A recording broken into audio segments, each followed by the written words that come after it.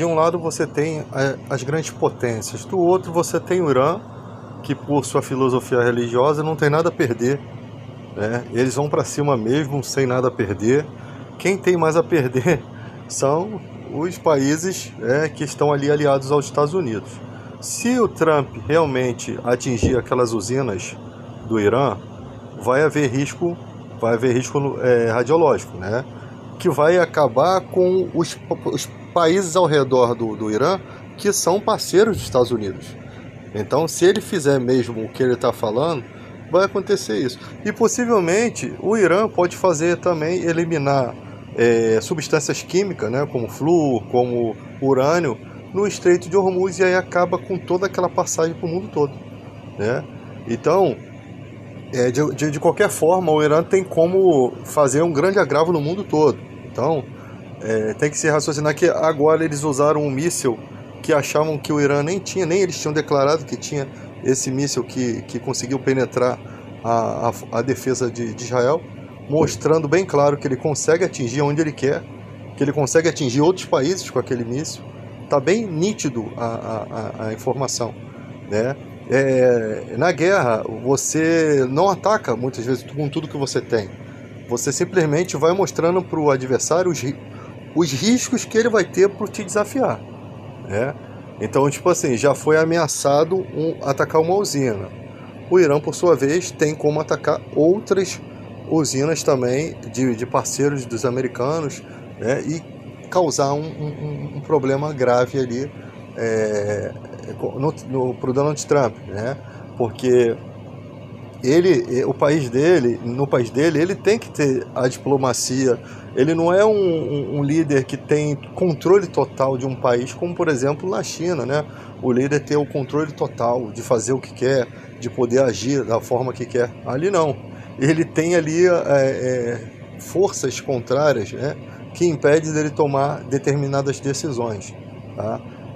Até porque ele tem que se manter no poder. Se ele não se manter, possivelmente ele vai ser preso ou vai acontecer alguma coisa com ele aí, tá? Então, nós vemos essas questões acontecendo e não se sabe que tipo de força bélica o Irã tem, né, escondido no meio daquelas cavernas.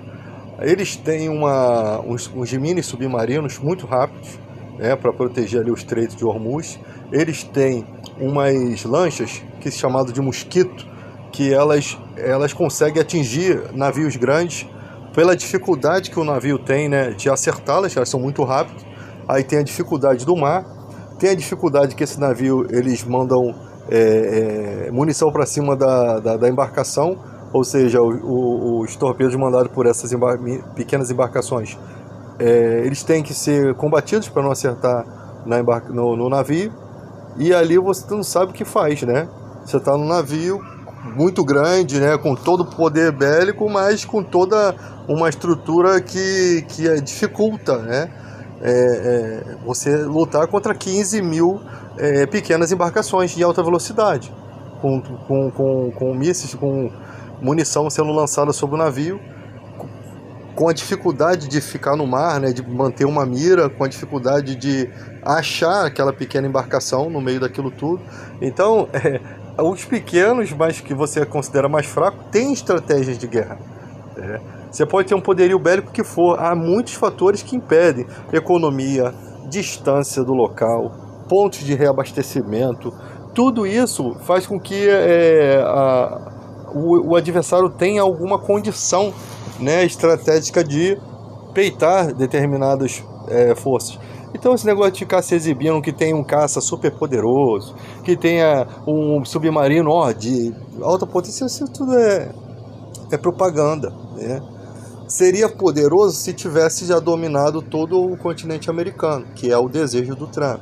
Se ele tivesse realmente porta-aviões em todo lugar, se ele espalhasse toda essa força bélica dele, primeiro que ele teria mais força para continuar imprimindo uma cacetada de dólar que eles fazem, né? Deve ter muita lavagem de dinheiro, deve ter muito dólar sendo impresso. Isso vai quebrar a economia do país. E para você ver que ele precisa de roubar outras nações para poder ter acesso aos recursos dessas nações. E ele cria pretexto em tudo. E tem gente que defende esse cara. Essas pessoas não têm noção do que é você viver sob o domínio de uma outra nação. onde as leis do teu país já não têm mais força, né? Lá na época do Hitler, o Hitler não agiu sozinho, não. O judiciário e o sistema político foram omissos, eles foram coniventes com o Hitler. Eles simplesmente retiraram os direitos de cidadão dos judeus, né, que viviam na Alemanha, e os nativos da terra continuaram tendo os direitos. Então o Hitler não deu um tiro sozinho, não, filho.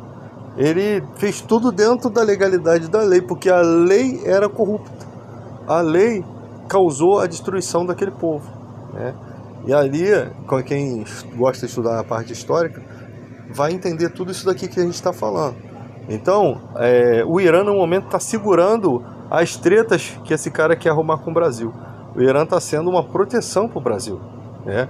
Porque enquanto ele está lá preocupado com aquelas encrencas lá, tendo todo aquele desgaste, fica difícil dele pensar aqui na questão do Brasil. Mas uma hora ele vai começar a encrencar novamente, né? Que ele já arrumou um probleminha lá com as invenções dele, de que a parceria que a China tem aqui com a gente, né? Que a gente também está armando algum plano, né, por debaixo dos panos. Só que não cola isso em relação ao Brasil, porque o Brasil é um país que sempre foi pela paz, sempre foi neutro, sempre foi uma pedra no sapato dessa gente imunda que tenta fazer isso, que tenta arrumar problema em todas as nações. E pior de tudo, tem gente aqui no nosso país que apoia esse tipo de coisa.